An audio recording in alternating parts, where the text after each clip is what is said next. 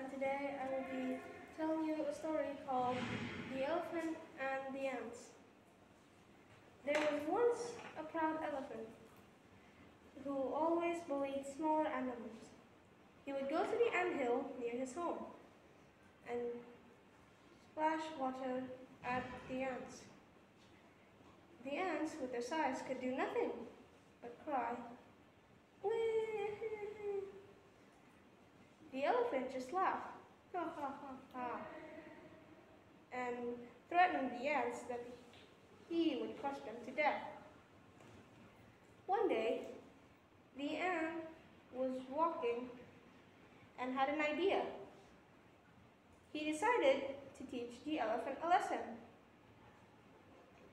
The elephant was laying down, sleeping, and the ant sneaking up closely, tiptoeing slowly and slowly, and went into the elephant's trunk.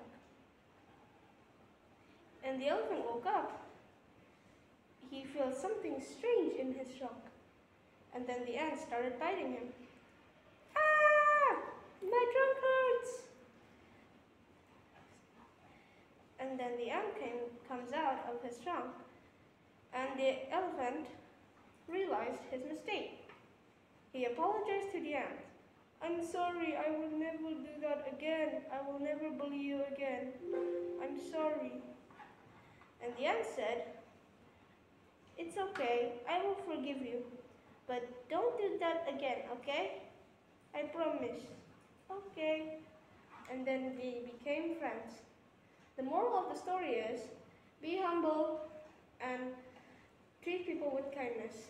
If you think you're stronger than others, then use your strength to protect them instead of harming them. Thank you.